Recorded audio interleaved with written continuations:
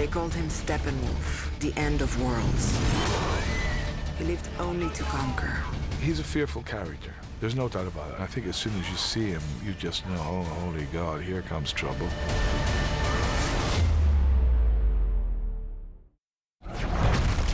Steppenwolf comes from this world called Apocalypse. It's a world of oppression and fear and war. And it's a world that's toxic, really, to the soul and to the body. And it's led by Darkseid. Darkseid is one of the primary villains of the DC universe. In the comics, Steppenwolf was an agent of Darkseid, and he was an uncle for Darkseid himself, so it was a family relationship, and also he was subordinate to Darkseid, which is a little weird to have your nephew ruling over you.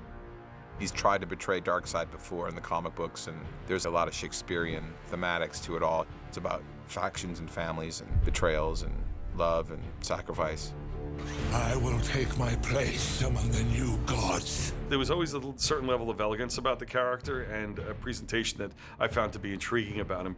When they first introduced the New Gods characters in comics, they were all so much larger than life, and Steppenwolf was one of those characters who really stepped out in a great way. You have the blood of the old gods in you. The old gods died. The New Gods are some of the greatest characters in the DC universe, created by Jack Kirby when he came to DC in the 70s.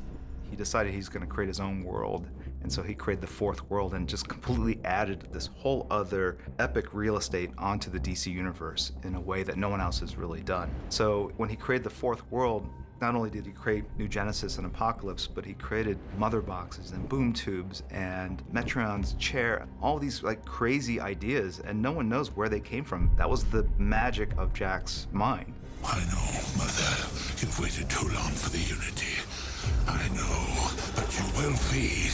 A mother box, it's all about energy and power. It could be limitless, you know, it can communicate, it can sense life and death, and it can rearrange molecular energy, it can transport, which is great because it's a fantastic method of surprising people, isn't it? It's the best way. You go like, what was that?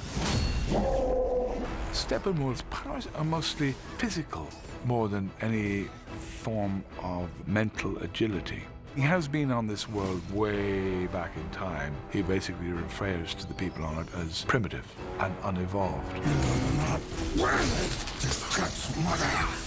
She's power, and power is the only law. Even though you do have these superheroes with all these extraordinary powers, he still believes they're rather primitive. So that's why in the end you have 5 or 6 superheroes ganging up on him. It's not really a fair fight, let's be honest.